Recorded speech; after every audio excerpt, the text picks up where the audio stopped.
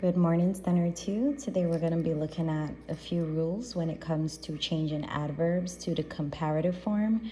Comparative form is when we are comparing the adverbs with two or more persons or things, or three or more persons and things.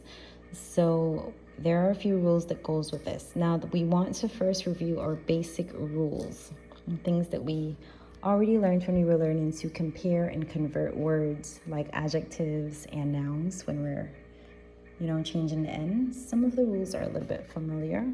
Some of the rules may be a little bit new to you.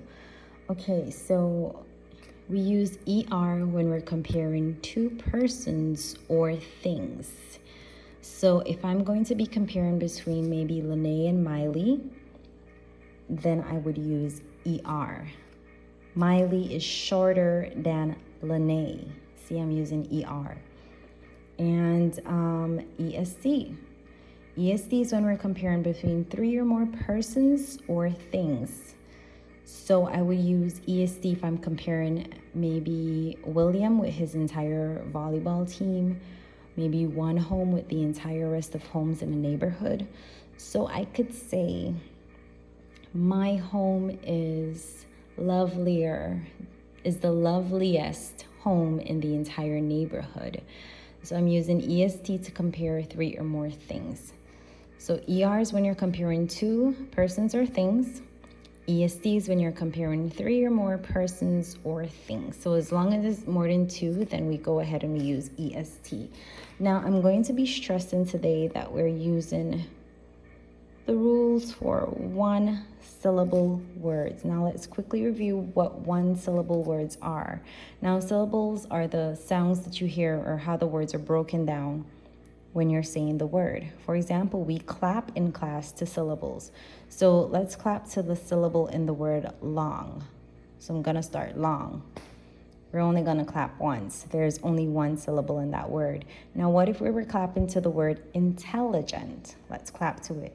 Intelligent. There are four syllables in that word. Okay, so that's a four-syllable word. This is a one-syllable word. So up until here, at this point, put a little asterisk. All these words follow the one-syllable rule. Now the rule for one syllable is that we're going to be adding ER or EST, but when we're following this rule, it comes with a few other smaller rules based on the ending of the word. So we were practicing to convert adverbs to the comparative form yesterday with words that ended in a vowel and a consonant. So I'm going to go over that, but first we're going to go over the list of these words here and the rules that go with them. Now let's take a look at this word. This is not a vowel. This is not this is not a vowel as well. So this does not follow the rule of vowel consonant. This is a consonant. This is a consonant. Now we know that our vowels are A, E, I, O, U, sometimes Y, and all the other alphabets are consonants.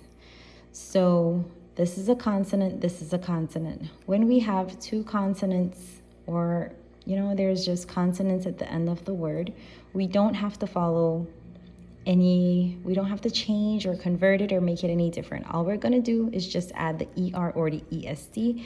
These are consonants, so it doesn't have any of the other rules applied to it.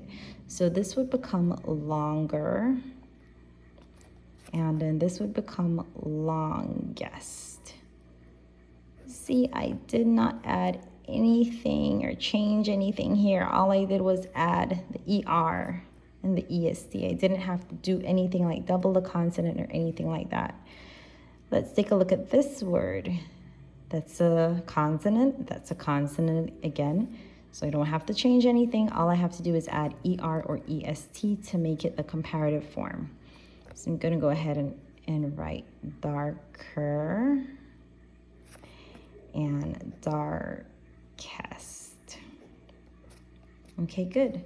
Now when we come down to these words, they're still one syllable, but they have the rule where they follow vowel plus consonant equals double the consonant, and C is for consonant, okay? I'm just shortening it, abbreviating it.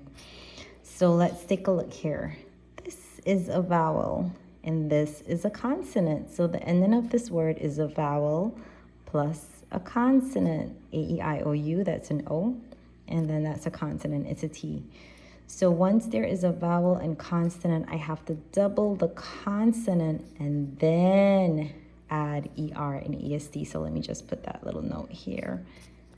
Then add ER and EST. So I'm gonna double the consonant. So this is going to become hotter, and this will become hottest. I double the consonant, the T and the T. Let's take a look at this one. This is a vowel, and this is a consonant. A-E-I-O-U, this is an A. So I have to double the consonant, the last letter, double it, and then add ER or EST. So this becomes madder, double the consonant. This becomes maddest, okay? So we practiced this one yesterday. Now we were introduced to this rule. If there is no vowel and consonant, you just go ahead and add ER, EST. If there's a vowel and consonant, then we have to double the consonant and then add ER and EST. So those are our first two set of rules. Now let's move on to this word. Let's clap to see how many syllables it is. Pretty. Let me do it again. Pretty, pretty. So this word has in 2 syllables. 2 syllables. So that means it does not just follow the rules of ER, EST, or double in the consonant. It gets a little bit different when we're using words with 2 syllables. Slightly different, not a big difference, very easy. We already learned this rule with other parts of speech during the term. So when there is a Y at the end of the adverb, we change the Y to I, then we add ER or EST. So we are going to have to change the Y to an I, then add ER or EST. Good. So let's go ahead and do that.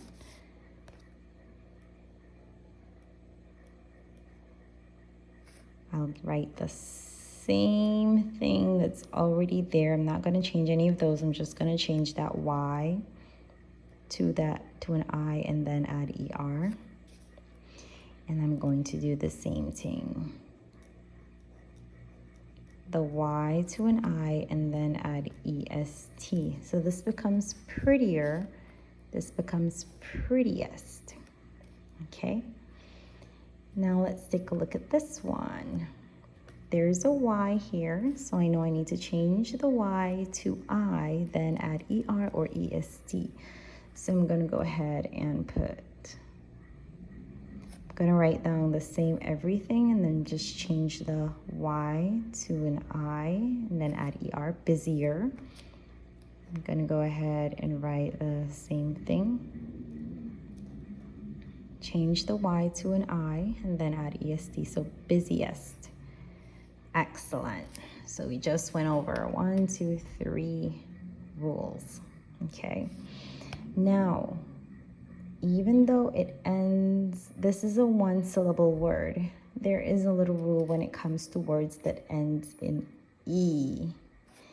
If it ends with E, just add R or ST. Or basically, we were adding ER or EST there is already an E here, so we're not going to add closer or closest. We're not going to keep two E. We're not going to have two E's there. The E is already there, so we're just going to add the R and the ST. So this becomes CLOSE, and all I have to do is add R, and this becomes CLOSE, and all I have to do is add ST. So closest, closer. So these are the rules when it comes to converting or changing adverbs to the comparative form. Now I'm going to have a picture of the rules on the next slide. You can go ahead and copy down the rules, but let's review. ER is for comparing two persons or things. EST is to compare three or more persons or things. If there's no vowel and consonant, you just have to add ER or EST. This is the regular, no rule is applying to that. You just add ER and EST to those words. If there is a vowel and then a consonant, we have to double the consonant, then add ER or EST. So we have to double. So you got to look at the word. Is there a vowel? Is there consonant? Does it end with Y? Does it end with E? That's what you got to look at. So vowel and consonant, double the consonant, and then add ER or EST. If it ends with a Y, change the Y to I, and then add ER or EST. So prettier, prettiest. And if it already ends with the E, we just need to add the R or ST. Now we're going to be practicing with these rules again tomorrow. And I don't want anyone to be afraid or feel, these are a lot of rules. How are we going to be able to do this?